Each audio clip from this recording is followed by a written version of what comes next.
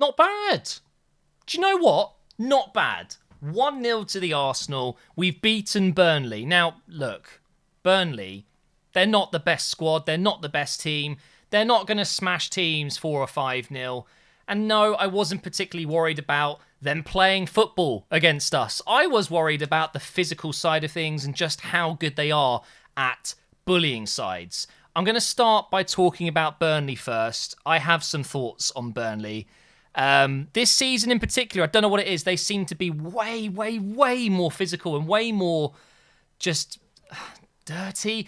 I'm not saying that I don't appreciate Burnley as a club. They've got a big history. I mean, they're not the most successful club, but what Sean Dyche has done and some of the players they have got there, Dwight McNeil, for example, fantastic player. It's just I don't really like Burnley as a team. I don't like the way they play football. So to get a win against them today was huge, absolutely huge. And I've got to say, I was just worried that we wouldn't be able to compete with all of those long balls and the corners and the free kicks. And do you know what? We actually beat them by a free kick, although it wasn't a crossed-in header. It was a fantastic free kick from Ødegaard that got us the 3 points. So Burnley fans, totally respect that you support your club. You appreciate Burnley because that's who you support. But I think we can all agree that maybe they could play a nicer game of football and not be such a bullish team, if that's the right word. It's just a little bit... Look, put it this way. Imagine Burnley and Stoke playing a game. Who's going to watch that? Other than the Burnley and the Stoke fans, no one wants to watch a game of football like that, right? Am I the only one? So sorry to kind of start the video here talking about my dislike for Burnley, but I'm just a very relieved Arsenal fan that we got the job done against a really tough team, a tough fixture. This had an Arsenal loss written all over it from the beginning of the season. I would have looked at the fixtures and gone, yeah, Burnley away. That's going to be a tough one. But we've got the job done, and there's some players I really, really need to talk about today. So moving on to Arsenal, 2 wins from 2 clean sheets as well. Our season began against Norwich, and we managed to go up against a Burnley side today and keep another clean sheet, which is great to see. Aaron Ramsdale, my God, this might prove to be one of the best signings. You know, all of the signings that we've made, was it six signings that we've made? They're all future prospects, right? They're all players that will grow and become better with age. And maybe in 4 or 5 seasons when they're all 26, 27, 28, we're going to have this incredible squad. But I mentioned it on stream today. We've got to get there first. We still have to stay on a good trajectory, a path of success to get to those years where the golden era will explode. And those players still need to be here. So we need to be successful now as well. The signings we made don't necessarily give us that. We might not be so successful in the next year or two. But Ramsdale might just be the opposite of what I just said. Maybe he is better for now. He's better than Leno. He is. I'm not saying he's potentially a better shot stopper, because for me, Leno is one of the very best in the league at just stopping the ball from hitting the back of the net. Simple as that. But when it comes to being a leader, being a commanding player in the box, making the judgment, the calls, and communicating with the defenders and radiating a positive vibe and energy, confidence is such a key part of defending and keeping clean sheets. And I just don't know if Leno, the right word is radiates that. I don't see it. I feel like when Leno's in goal, we seem a bit more nervous than we do with Ramsdale. Now, of course, it's very early days, but to me, today, Ramsdale was man of the match. He did everything perfectly. There was a moment where Ben White made an awful back pass. I think it was Vidra. He managed to get to the ball first. He was going to take it around the keeper. He's gone down. And from first watching it, you think that's a penalty. But when you watch the replay, Ramsdale comes flying out, gets a touch on the ball, no penalty. It was a masterclass. It really was. He was on it straight away. And that, to me, is worth a goal. They would have probably scored the penalty. Thank goodness for VAR. For once, we actually got a decision. they were saying, oh, you can't complain about VAR now. No, I still can, because Arsenal are owed a lot of VAR decisions. This is just the first of many, hopefully.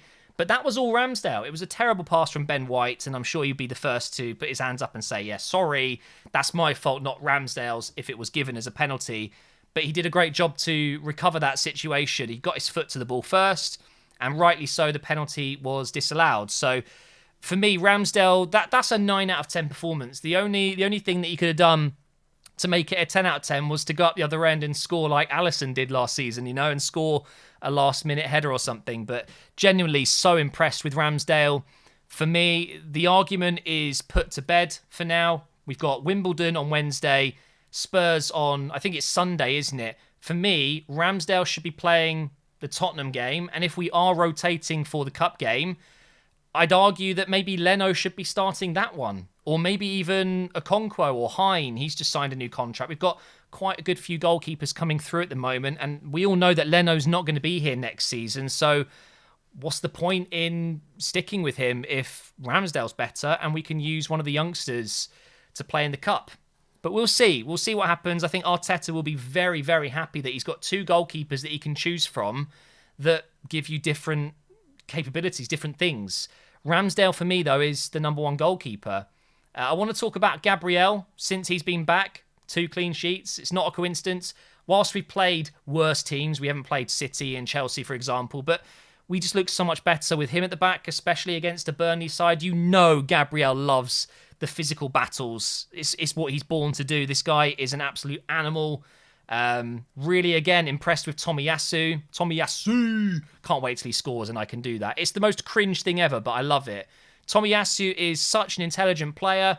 I love the fact that the ball he can receive the ball any angle. It doesn't matter. He's got a great left foot and a superb right foot, and that is such a rare thing to have in a player that plays in defence. For me, I can't think of many defenders that are quite literally bow-footed. It's very rare these days. Most of those players end up playing an attacking role, or like a Santi Cazorla role in midfield, where they can run the field and run the tempo and keep control of the game. So I love that about Tomiyasu. And don't forget, this is just his second game in the country, not just in the Arsenal squad. It's unbelievable. He's done so well. And quick mention to Ben White and Tierney. They were fine today. Ben White obviously made the mistake on that pass, but otherwise was fine. And Tierney, he has gone off injured in the second half, which is a bit worrying.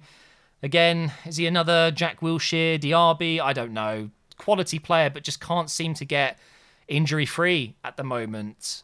Same with Partey, although he didn't come off because he was injured. I think we're just easing him back in. He didn't play the full 90 minutes, but he was great today. I think what Partey has shown us again is just how important he is to this side. He is the orchestrator. And we played seemingly like kind of a 4-1-4-1 or a 4-3-3 with just Partey sitting in the middle with Ødegaard and Smith Rowe just ahead. And that definitely makes it harder for Partey to be a box-to-box. He definitely had to sit back a little bit more, but it worked. Against this Burnley side, it seemed to work. So credit to Arteta for doing that. Ødegaard with that free kick. I mean, I've got to say this about Ødegaard because whilst I'm really happy that Smith Rowe has had a great season and last season when he came into the game against Chelsea and basically improved us straight away, and then this season he's done well, new contract, got the number 10 shirt. The thing is, if I had known that Martin Ødegaard was going to sign, and remember, this is what I wanted. Remember the West Ham game where we were 3-0 down and we came back to rescue a point? Ødegaard was man of the match for me. And I said, the very first thing, we have to sign him permanently. It didn't look like we were going to do it. But as soon as we got him, I truly wished we gave him the number 10 shirt. He is the true replacement for Mesut Ozil. He is so Mesut Ozil. That free kick, though, unbelievable. Otherwise, he had a relatively good game. Nothing spectacular other than the goal. Smith Rowe was good. I thought Pepe had a bit of a wobbly game again today. There's moments where you can see he's got the quality to play and get in behind and score goals, but it didn't quite work out. And then we've got Aubameyang and Saka, who I've got to say were poor. I don't think Aubameyang really did anything in this game. There was one moment where Pepe could have put him through and the pass was just too short. I think Aubameyang would have scored there. And Saka, since the Euros, bit of a hangover. I don't know what happened to him after the Euros final. Was awful, and maybe that's still playing on his mind. He's definitely not playing to the best of his ability, but it's a 1-0 win against Burnley, and with the results the way they are, I believe we're up into 11th or something, which after such a terrible start, I kind of feel like, yeah, I'll take that. The reality is we're still really not scoring enough goals. The amount of chances we're making and the amount of goals we should be scoring, it is a bit worrying. Today, if we didn't have that special bit of quality from Ødegaard, we would have got a 0-0 draw. Potentially would have lost it if the penalty was given. If Leno was in goal, I think that would have been a penalty. I don't think Leno would have got there. So you've got to reel it in a little bit. Yeah, we got the win, but it was quite lucky. VAR gave us a nice little escape route from that penalty. And of course, we scored a free kick. We are not scoring enough goals. That's 2 goals we've scored in 5 games.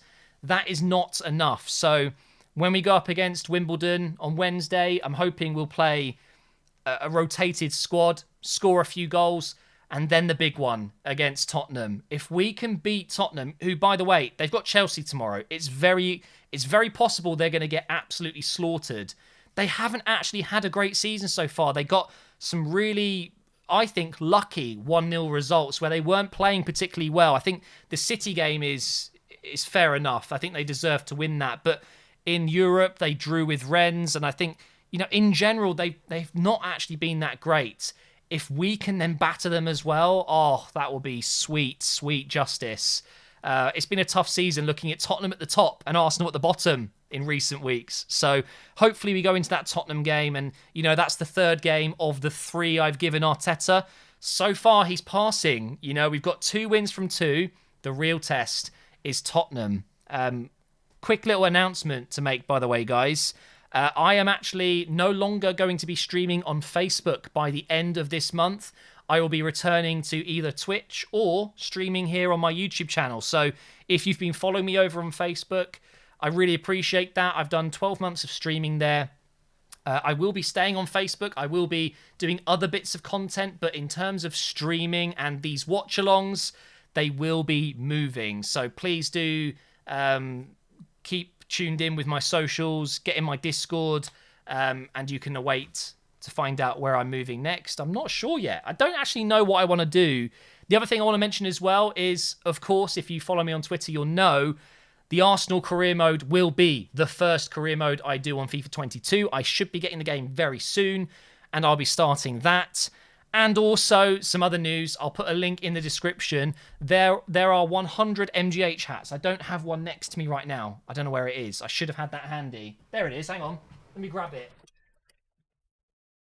There it is. There are 100 of these hats available right now. I haven't promoted it. I haven't put the link anywhere. This is the first time I've mentioned it. 100 of these available. I've got them as cheap as possible. I'm barely making anything on these. I would love it if you guys could go ahead and grab one of these hats. The link is down below.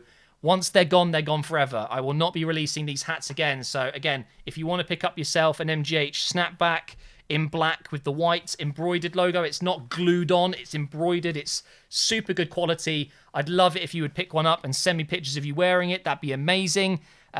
You guys are the first to know. I will be tweeting it and promoting it in the next few days.